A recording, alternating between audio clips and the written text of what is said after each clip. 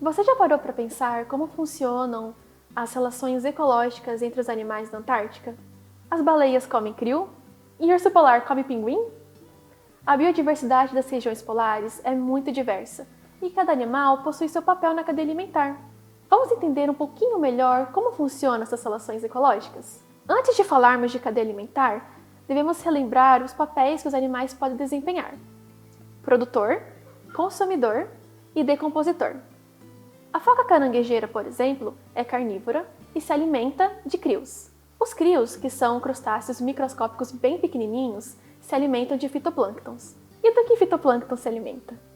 Fitoplânctons são seres autotróficos, ou seja, eles produzem o seu próprio alimento. Eles captam a energia radiante do sol e transformam em energia química, que seria a glicose. Então, olhando a nossa cadeia alimentar, podemos assumir que os fitoplânctons são os produtores. Depois dos produtores, vêm os consumidores primários. Geralmente, os consumidores primários são herbívoros, ou seja, se alimentam de algas e plantas. Olhando a nossa cadeia alimentar, nós podemos assumir que são os crills. Em seguida do consumidor primário, nós temos o consumidor secundário. Geralmente são animais carnívoros que se alimentam de outros animais. Na nossa teia alimentar, como falamos antes, é a foca caranguejeira. Mas não para por aí.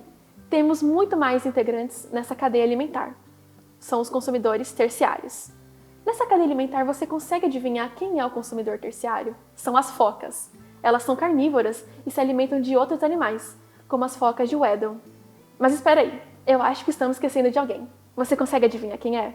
São os decompositores. Os decompositores, eles são capazes de decompor a matéria orgânica e devolver os nutrientes de volta para a terra, onde os produtores irão utilizar esses nutrientes.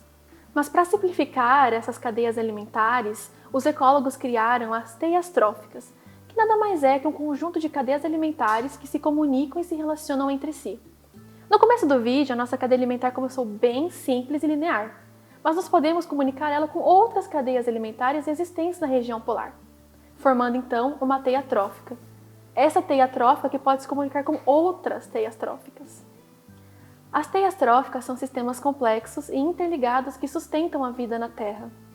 Infelizmente, algumas atividades humanas estão impactando negativamente essas teias, causando desequilíbrio e outras consequências graves para essas espécies.